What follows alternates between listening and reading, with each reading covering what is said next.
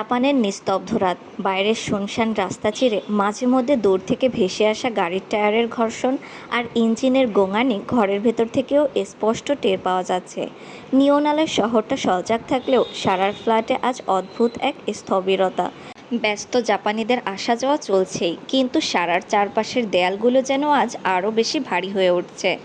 পেটের ভেতর খিদের তীব্র কামড়টা সহ্য করতে না পেরে অনেকক্ষণ পর সারা পড়া শেষ করে রান্নাঘরে এলো। শুকনো কোনো খাবারে ঠিক মন সায় দিচ্ছে না।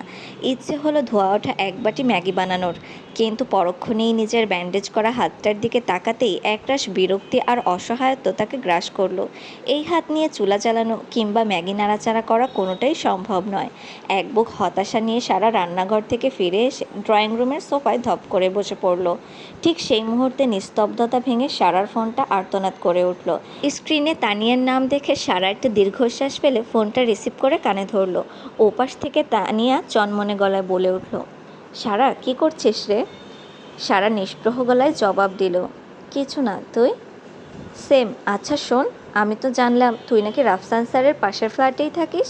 তোর ঠিকানা জোগাড় করে শিওর হলাম, একটু হেল্প করবি প্লিজ? সারা ভ্রু কুঁচকে শোধালো, কী হেল্প বল?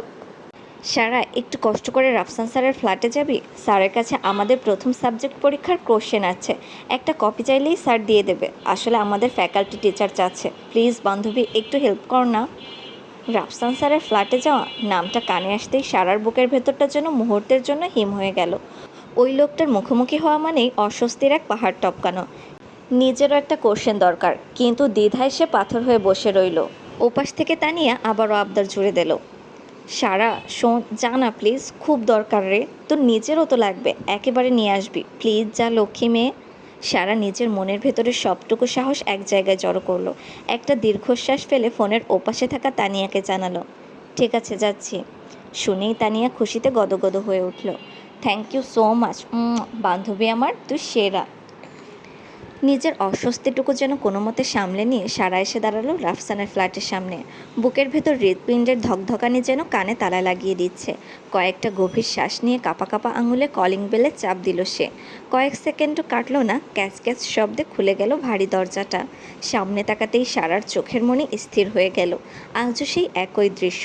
রাফসান একটা ছোট শর্ট প্যান্ট পরে দাঁড়িয়ে আছে।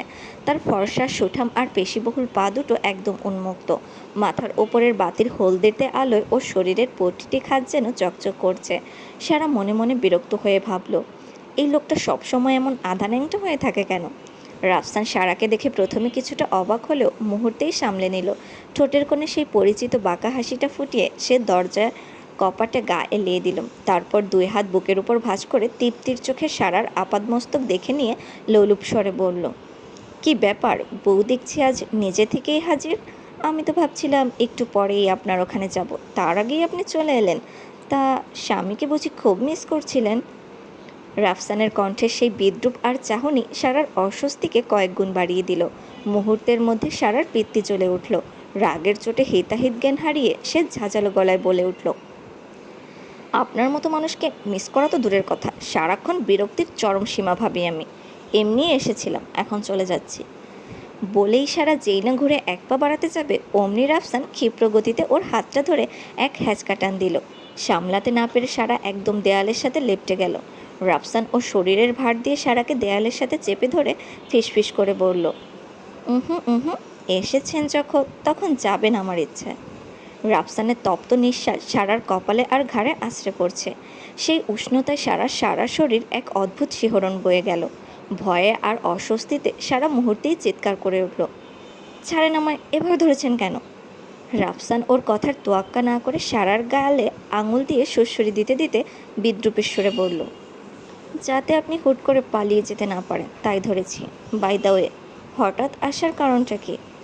সারা মুখটা অন্যদিকে ঘুরিয়ে নিয়ে কাপা গলায় জবাব দিল, 2 কপি কোশ্চেন প্রয়োজন ছিল, তাই এসেছিলাম, কিন্তু এখন আর লাগবে না, ছাড়েন আমায়। রাফসানের চোখের দৃষ্টি আরও গাঢ় হলো। সে সারার খুব কাছে মুখটা নিয়ে এসে আলতো হাসল। রাফসান বাঁকা হেসে সারার চোখের দিকে তাকিয়ে ধীর স্থিরভাবে বলল, যদি না ছাড়ি? সারার হিতাহিত জ্ঞান তখন লোপ পেয়েছে। সে মরিহা হয়ে জবাব দিল, আমি চিৎকার করব। শুনেই রাফসানের ঠোঁটের কোণের হাসিটা আরও চওড়া হলো। সে অবজ্ঞার সুরে বলল, এটা বাংলাদেশ না যে কিছু না বুঝেই একজনের ব্যক্তিগত ফ্ল্যাটে চলে আসবে। শোন, তুই যে আমার বউ তার সব প্রমাণ আমার কাছে আছে।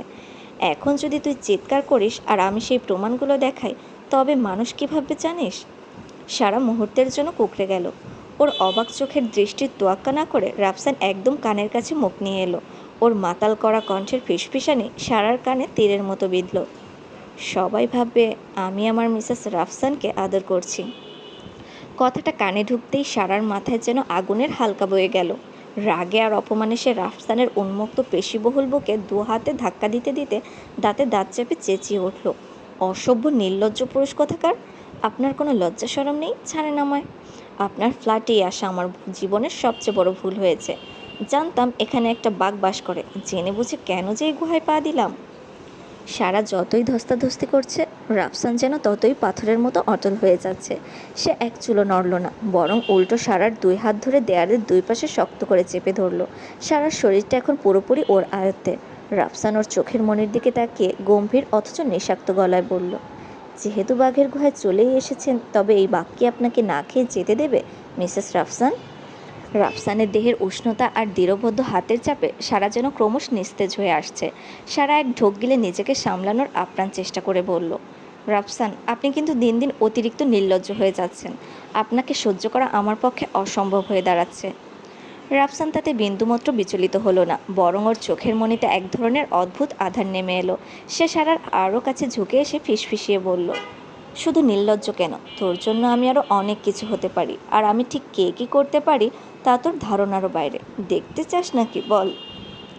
সারা রাগে কাঁপতে কাঁপতে রাফসানের দিকে তাকালো। ওর চোখ দিয়ে যেন আগুনের গোলা বের হচ্ছে। আগের চোটে সারার পাতলা ঠোঁট দুটো থরথর করে কাঁপছে, আর সেই কম্পনের ঠোঁটগুলো সামান্য ভিজে উঠছে।